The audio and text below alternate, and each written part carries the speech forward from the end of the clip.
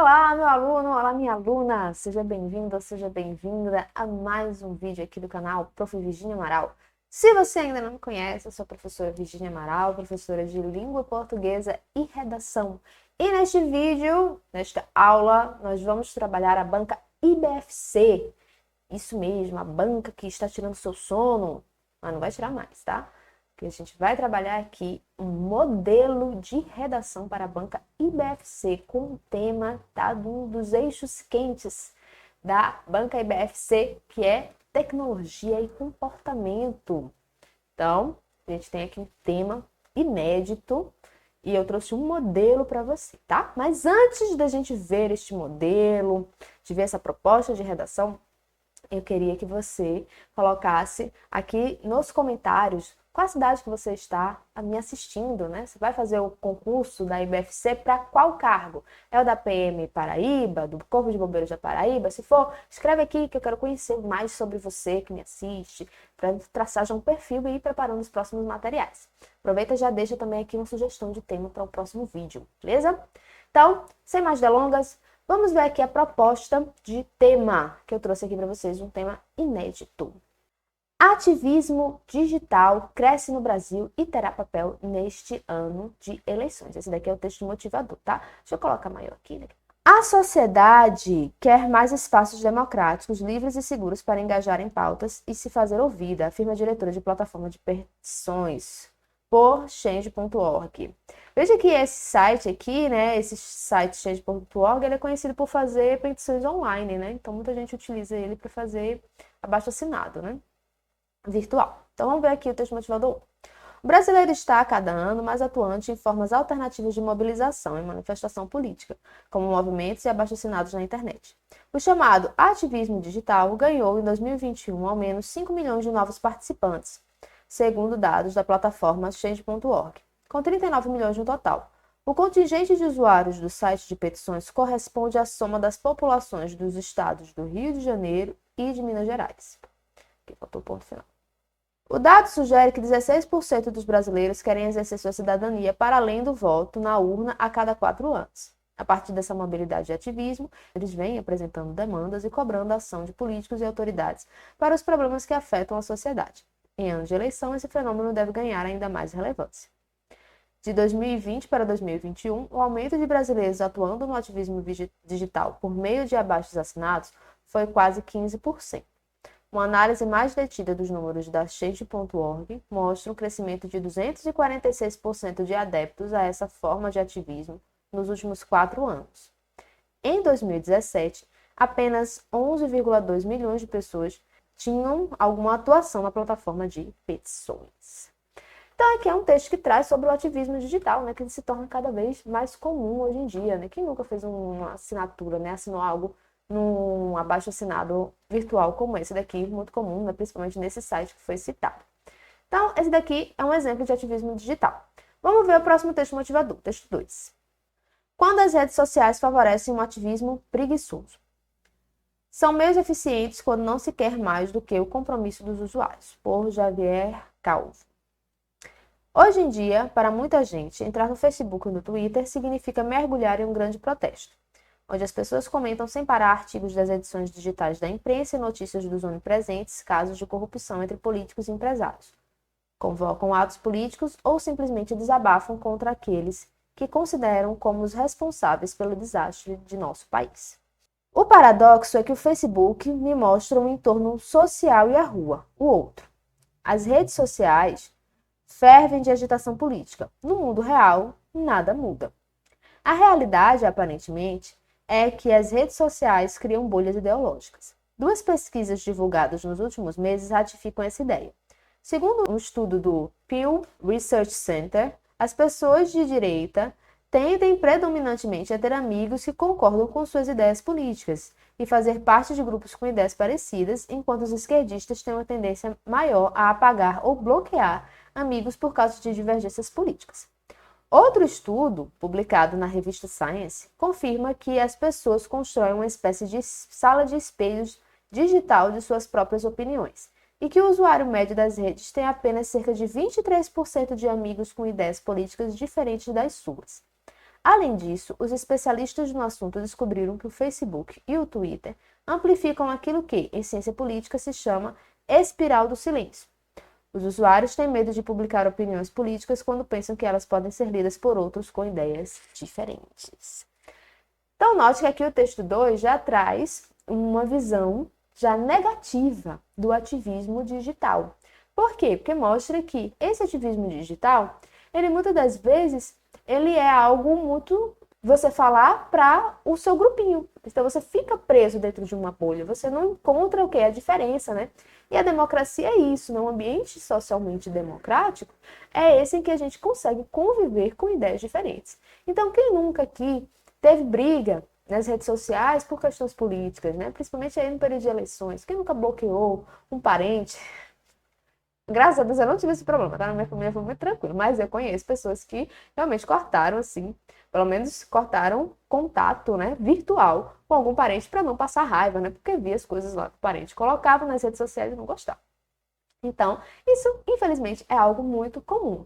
E aí as redes sociais, elas podem, na verdade, servir como veículos para o quê? Para propagar esse tipo de situação em que as pessoas, elas não conseguem dialogar e criar um extremismo, né, ideológico. Então, vamos ver agora a proposta de redação. A partir da leitura dos textos motivadores e com base em seu conhecimento de mundo, desenvolva um texto, olha só, um texto dissertativo argumentativo sobre o tema abaixo. Seu texto deverá ser produzido em prosa e conter no mínimo 20 e no máximo 30 linhas, que esse daqui é o padrão da banca IBFC, né? Para a banca IBFC você tem que fazer uma redação de no mínimo 20 linhas e no máximo 30 linhas, ok? E aí, antes da gente ver aqui a proposta que eu coloquei, eu queria saber o que é que você escreveria nessa redação, né? O tema... Eu esqueci de ler o tema. Vamos ler o tema. O tema é cyberativismo, vantagens e perigos. Então, o que é que você sabe sobre cyberativismo? Você conhece algum fato histórico que relaciona com cyberativismo? Você lembra de alguma plataforma que serve disso, além da change.org, tá, gente?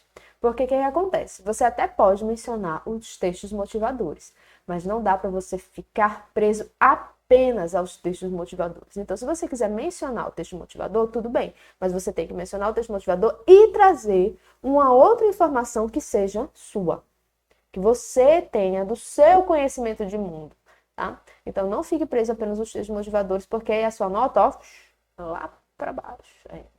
Então, eu queria saber de você, como é que você escreveria essa redação? Você conseguiria fazer essa redação, essa proposta? Você achou o tema difícil? Achou um tema fácil? Fala aqui, coloca aqui nos comentários, tá? Porque aí eu já vou bolando outros temas para você. Então, escreve aqui nos comentários para eu poder saber já o que é que eu escrevo, faço para os próximos vídeos, tá bom? Mas pensando aqui, esse tema de cyberativismo, o que é que me vem à mente? Primeira coisa que me veio à mente, deixa eu abrir aqui, que veio à mente foi sobre a Primavera Árabe, né? A Primavera Árabe, se você não lembra, foi um levante popular que aconteceu lá em 2010, no norte da África e Oriente Médio, em que a população começou, né, a se manifestar pelas ruas contra o regime ditatorial que existia naquela região. Só que, é claro, né, foi algo que aconteceu graças há um ativismo dentro das redes sociais, né? Dentro do ambiente virtual. Então, foi algo que aconteceu dentro das redes sociais, dentro do ambiente virtual, que extrapolou, né? Que saiu e foi para as ruas. Outro exemplo de cyberativismo que a gente tem é o exemplo da greve dos caminhoneiros, que começou em grupos de WhatsApp, o dia 8 de janeiro, que também começou em grupos de WhatsApp e Telegram. Claro que não são exemplos, assim, também positivos, né? Não que a greve dos caminhoneiros não tenha suas razões, né? Claro, mas tem consequências, inclusive pesquisa se não teve um lobby por trás, né? Para incentivar e tudo mais. Mas o 8 de janeiro a gente não tem como defender, né? Realmente foi algo muito grave para a democracia do país. Então, 8 de janeiro é um exemplo de cyberativismo, porque começou nas redes sociais e extrapolou a essa área do virtual e foi para o mundo real. Primavera Árabe, né, que eu já havia citado, é um exemplo positivo que a gente pode trazer. Além disso, a gente também pode citar a plataforma e-Cidadania, que é aquela plataforma do Senado, que trata sobre exatamente isso, né? Que a população pode colocar perguntas, pode fazer votações, né? Enquetes, se ela quer ou não determinado projeto de lei. E isso faz com que a Câmara e o Senado consigam, né, ver como é que a população está diante de determinados temas. Então, essas seriam as vantagens e as desvantagens, os perigos do cyberativismo. Outro perigo também é que o cyberativismo acaba criando uma bolha, né, e proporciona discurso de ódio, intolerância. Então, esses seriam possíveis argumentos que você poderia utilizar para poder desenvolver esse tema. Então, vamos ver aqui um modelo, como é que eu escrevi, tá? Mas antes de a gente ver esse modelo, eu queria convidar você, que ainda não é inscrito, a se inscrever aqui no canal e ativar o sininho, que aí você não perde nenhuma das notificações, né, dos próximos vídeos que vão vir aqui, seja para a banca IBFC, para PM Paraíba, ou Corpo de Bombeiros da Paraíba, mas também para outros concursos aí que tenham prova discursiva, tá bom? Então já se inscreve aqui no canal. Se você ainda não me segue nas redes sociais, deixa eu sair aqui e escrever. Me segue lá, o @Prof. Virginia Amaral. Segue lá no Instagram.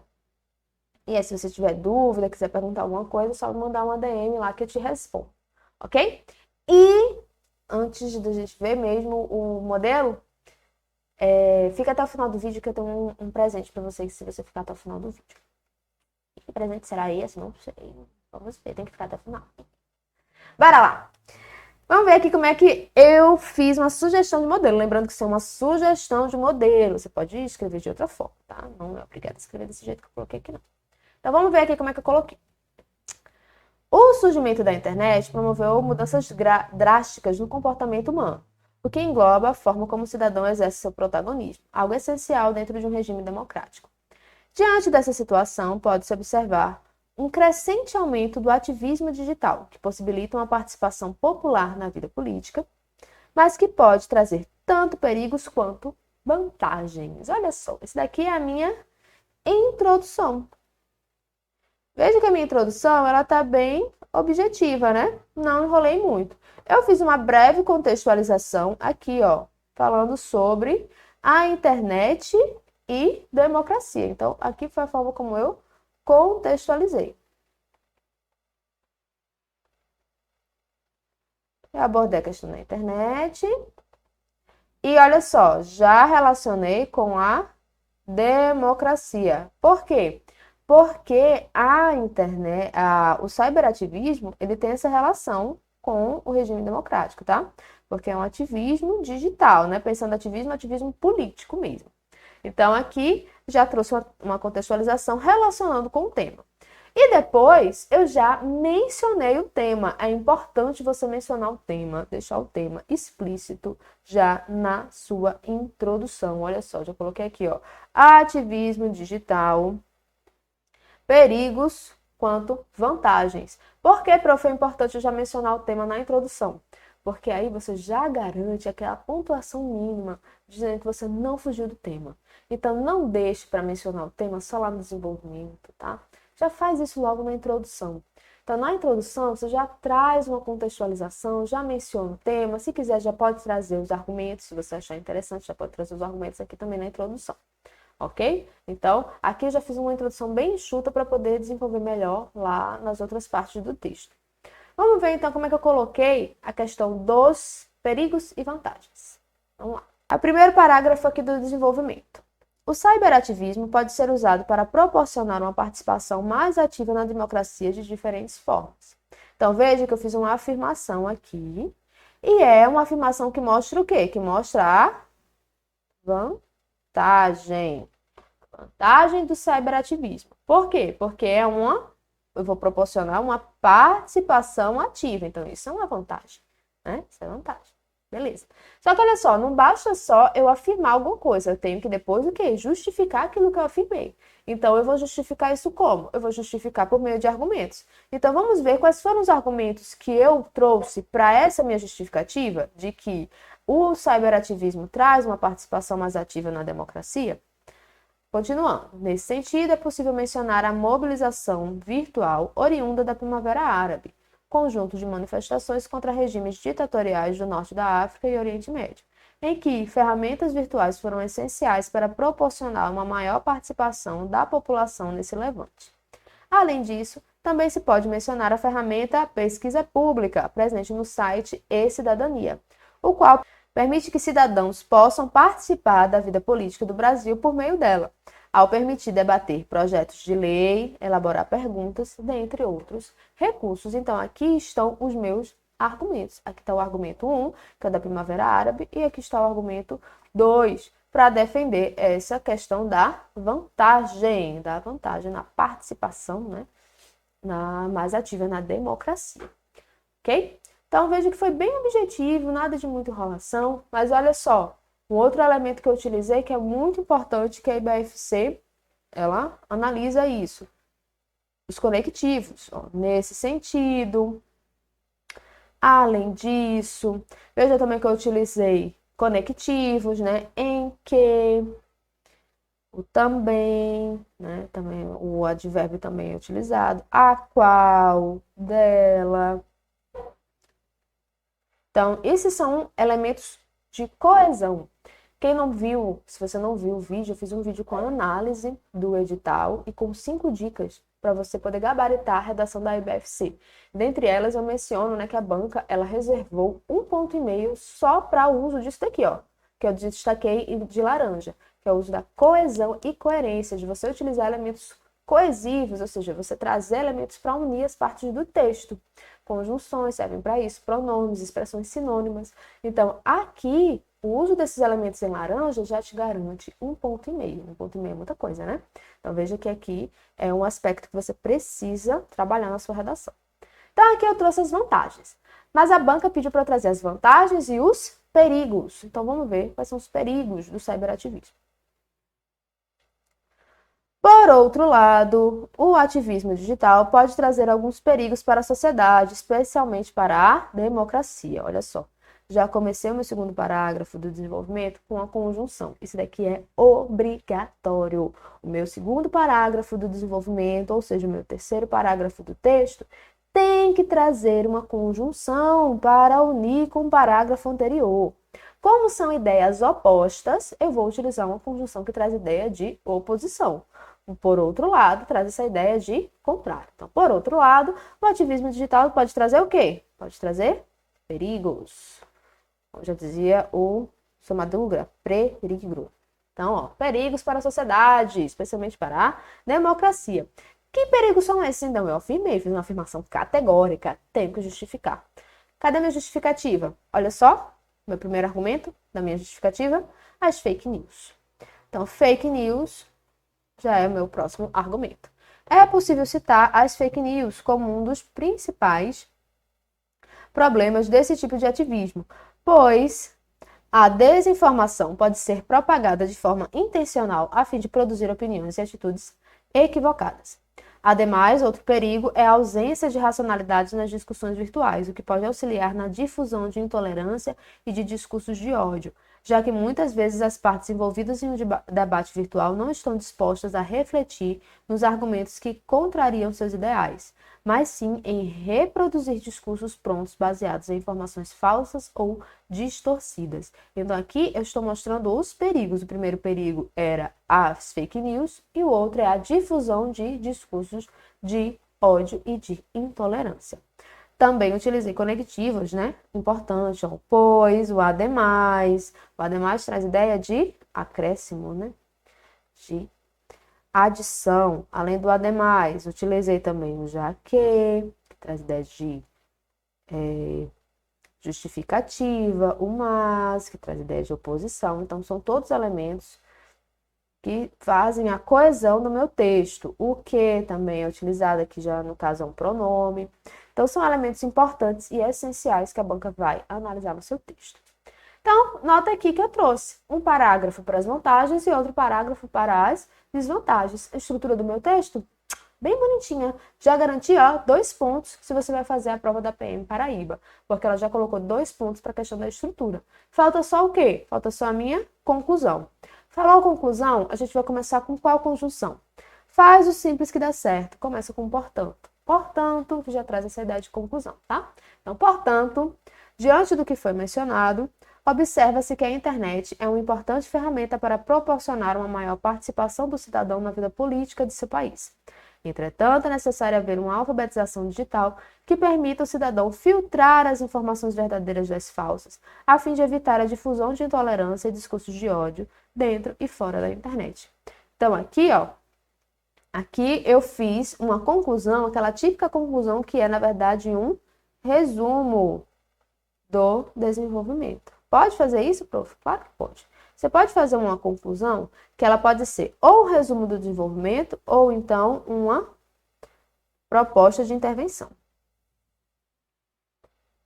Que é quando você traz solução para um problema.